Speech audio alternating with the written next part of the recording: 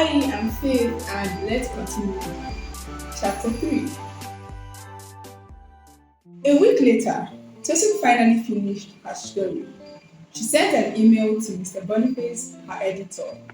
She did not get any response. 2 days later, she went to his office to follow up. Mr. Boniface, good morning. How was your night? Fine, thank you, Tosin, Mr. Boniface replied. I finished the story on the building collapse. I sent it to you 2 days ago by email. Did you receive it? I am really happy with this story. This could be big. Some of the criminals may even go to prison. Mr. Boniface started to look angry. Tosin, you need to drop the story. There are plenty of other things you can write about. Tosin was surprised. Really? Why, sir? This is an important story that could save lives. Mr. Boniface told Tosin to cover another story in the National Assembly. He said, there is a newly appointed senator you need to write a story about. He's going to be in charge of media and public affairs, which is important for us. Tosin begged the editor and said, Sir, this is really important. If we don't write this story, more people will die. Please, let's help.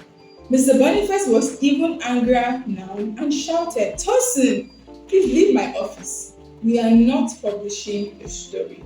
Tosin was sad. She had promised Madam Jane that she would be safe in her apartment. Tosin no longer believed she was. She wondered why Mr. Boniface did not want to publish the story. She sat down and thought about what to do. Her colleague Edem came to her table. Hey, hurry up, let's go to the National Assembly. I hear there is a nice brown envelope waiting for us if we write this story. Edem said. Tosin started to get angry and said, No, I am not going to the National Assembly. I don't want any brown envelope. Edem looked confused. Sorry, take it easy. Tosin was sad and disturbed. She kept thinking about what had changed Mr. Boniface's mind. Then she remembered that a lot of good things had recently happened to him. He had just bought a brilliant brand new car. He sent his son to London to study. His wife had gone to Dubai for shopping. How was he getting the money for all this? Tosin knew he could not afford it on his salary. Did he have another business? Or maybe his wife had a big business? Then she remembered what she had seen when she went to collect her keys from the office. The manager from the proper job building company had given him a brown envelope. I am sure the brown envelope had money in it. But why would the manager give him money? Tosin did not want to believe that he had collected a bribe. Had Mr. Boniface taken a bribe? Is that why he did not want Tosin to publish the story? But he was a good man, wasn't he? Then she also remembered that she had collected a brown envelope once from Senator Money Machine. Was that a bribe too? She started to feel bad. Tosin knew she had to find out more. Tosin knew this had to stop. She had an idea. Tosin decided to give another newspaper the story to publish. She called her friend Judith in Lion Times. Lion Times was another big newspaper. This one was interested in corruption stories.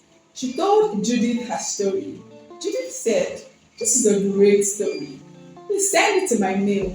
I will speak to my editor. I am sure we can publish it. Judith shared the story with her editor, who was very happy with it. We will do another fact check, and if it checks out, we will publish the story, he said. The first lesson for me in chapter 3 would be about Tosin's determination and her persistence. I mean, she had an editor who was very stubborn to say, who had mingled himself with some corrupt practices, but Tosin still stood firm. And she was very smart about it.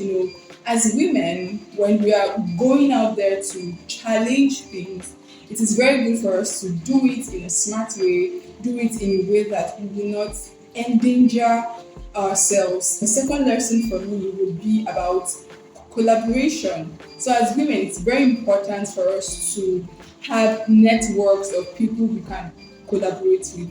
We saw how it is when she couldn't publish the story with her own newspaper firm. She had to, speak with her friend Judith, who was in another media organization, and the story was published. So as women, we should work, collaborate with each other, and I believe things will get better. Thank you.